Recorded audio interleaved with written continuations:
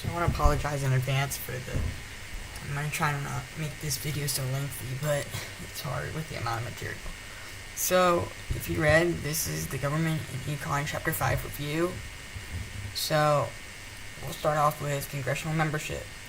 So, congressional sessions. Sessions are basically any time when Congress meets. Term begins on January 3rd of the odd number years, and the term lasts for 2 years, and the term is divided into 2 sessions. So, Congress is in session until voted to adjourn. So, in theory, which in this not theory, this happens actually a lot, Congress gets to the session and then they vote to adjourn, and given that they get paid when they're off, they go home and they just get paid for basically doing nothing.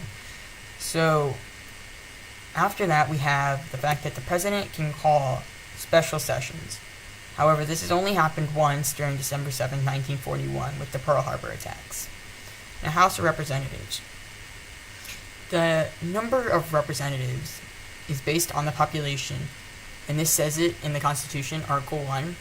So, it's not like the Senate, where everyone has equal representation. No, in the House, it's based on population. So, California, a state with obviously more people than Delaware, will have more power in the House of Representatives. So now, the fact that each state must have at least one House member. Now, I mean, this makes sense. I mean, you have to have at least one. So then the House has 435 representatives in total, and this was based on the law passed in 1912. So something that's a big theme here is the fact that unlike the Senate, where the representatives are representing the entire state, the people in the House of Representatives are more so representing the district, not the entire state, because there are so many. They represent the individual districts. So now, qualifications. You have to be at least 25 years old, and you have to be a citizen for 7 years of the U.S., obviously, and a legal resident of the state you represent. And because if you live in Michigan, how are you going to know what's happening in Delaware? I mean, if you represent Delaware. So you just have to live in Delaware to represent Delaware. It just makes sense, because how are you going to know what's going on in Delaware? Anyways, enough of Delaware. And Michigan. Okay, so usually lives in the district of the state that elects them. So usually the person will live in the district that elects them. So anyways, that will just be the case most of the time. So, the term of office for the House. So they are 2-year terms. They are elected in November of even-numbered years. They begin their term in January of odd-numbered years, and all 435 members face re-election every 2 years. If a representative dies, resigns, or is impeached, the government must call special elections. I mean, this rarely happens, but if so, they need to find a replacement as quick as they can. So now, congressional leadership in the House. The Speaker of the House, who must be neutral and unbiased, is always first, always number one guy in charge. Then it goes to the majority party, and it goes for the next 3 jobs. The majority party has the upper hand. So the majority leader would be number 2 in charge. He is number 1 of the ruling party, but he is not neutral. Then the majority whip, deputy majority whip, and after that you go to the minority party. So then you go to minority leader, minority whip, and deputy minority whip, who basically has no power, but he has a title, so it's okay. Let's not make fun of him. So then let's go to the representation and reapportionment. Now, this is a big deal because it basically sets the stage for the House of Representatives and what it's all about. So representation is determined by the National Census, which is basically a survey that counts the population. And remember, the House of Representatives is based on population, so it's important that they get the number right. And this happens every 10 years, which doesn't seem like enough time, but, I mean, they have to get the numbers in. And because there's so many people, I guess they have to do it in enough time that they are able to count everyone. So this process is called reapportionment. Very important. Don't forget that. So now the congressional redistricting. Now this is when a state divides the borders depending on the number of representatives. Now this is called redistricting. But this has been known to be abused in the past. Gerrymandering. This is a big no-no. And this is basically when you draw districts unconstitutionally and unfairly. Supreme Court and federal districting powers. I mean, they have power over redistricting powers. Okay, anyways. So this has been evident in the Baker v. Carr case, I guess. And this was when the federal courts have the power to decide redistricting issues. Like said, Westbury v. Sanders must draw districts equally. Like said, and packing and drawing congressional districts. Oops. As many different districts as possible. So packing is basically when you're not forcing all of the people who are one party into one district, making all the other districts in your who are part of your party eligible. So basically you're herding everyone into one district, so they only get that one sort of vote. So they doesn't really represent the entire population, but because of how the system works, they only get one vote. Now, cracking. Now this is the opposite of this. So that's when they just allow everyone to roam freely. Like, they don't force everyone in here. I mean, obviously the Republicans are going to win in this scenario because there are 10 Republican, and this is not to scale, obviously, but there are 10 Republican counties or districts, and there's only one Democratic district. So, I mean, that's obviously going to be a Republican state because they're only 1 versus 10. So now, bill, a proposed law. I mean, it's important. It happens, all of this. Okay, so then a quorum. This is the minimum number of congressmen for a legislation action to occur. This is 218 in the House. I know you're thinking, wait, 435 cut in half is 217.5. Yes, but you can't have half a person, obviously. So you just round up, and that's just how it works. So now, Senate. Now, the Constitution states that each state must have 2 senators. Doesn't matter if you have 2 people in your state. You must have 2 senators. Currently, there are 100 members. I mean, it makes sense. 50 times 2, there are 50 states. Each one gets 200. And because there are less, the qualifications for the senators are a little bit more exclusive. So you have to be 30 years old, a citizen for 9 years, a legal resident of the state you represent. I mean, that's the same for the House. And chosen by the people living throughout the states. You can't be chosen by only the people living in one of the districts. No, it has to be the entire state as a whole to elect you. The term of office for senators. They're 6-year terms, elected in November of even-numbered years, begin on January of odd-numbered years. This part is the same in the House. And if senator dies, resigns, or is impeached, like the House, a governor calls a special election to fill that spot really quickly. Congressional leadership.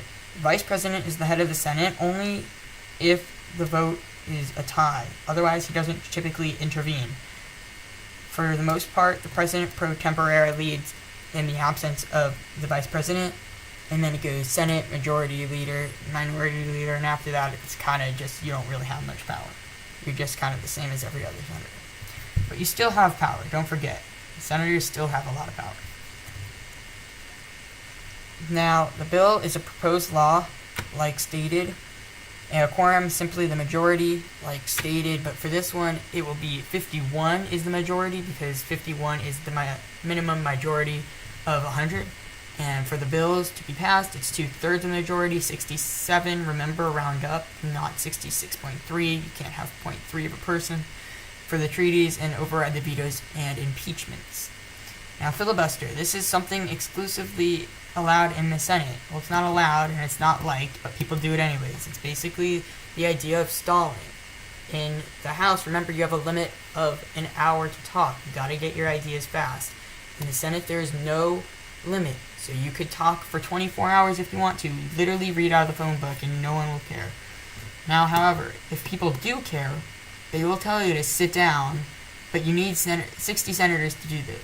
This is called cloture resolution. This is basically when people tell you to go sit your ass down because we want to continue and we want to vote. Now, the House and Senate together, these are like some numbers that differ and kind of make them similar. So the House member and the senators both make the same salary. I know you're thinking, well, senators are more exclusive. Why would they not get paid more?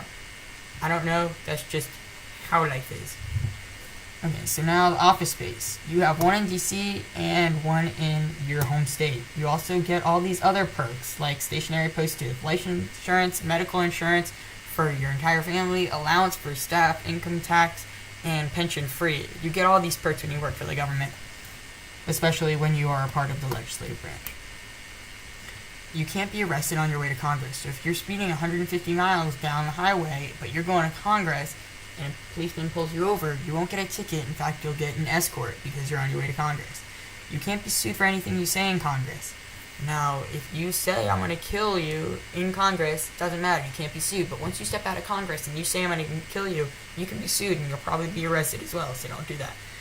And now, if Congress doesn't want you and they vote you to just go home, sucks to suck. You can't really do anything about that. Go home, watch Netflix, or do whatever you want.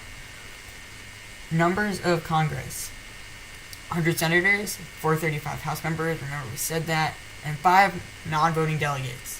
Now these are DC, Guam, Puerto Rico, U.S. Virgin Islands, and American Samoa. Because they are not technically states, they do not have the right to vote, or they don't have representation in Congress.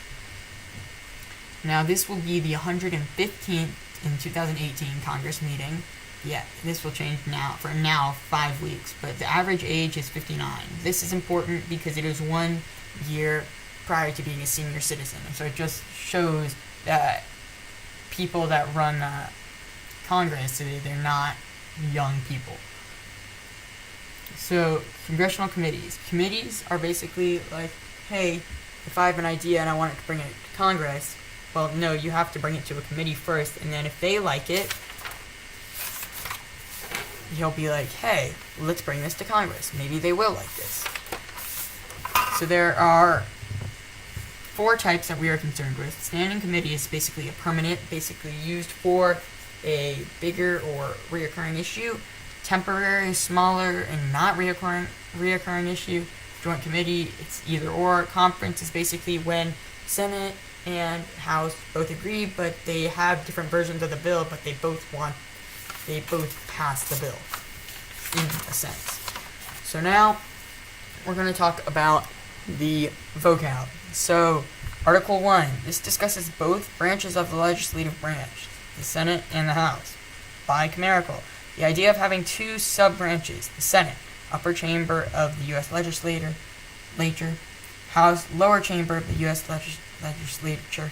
Remember, we said the Senate is more deluxe, more exclusive, because there are less spots in the Senate than there are in the House.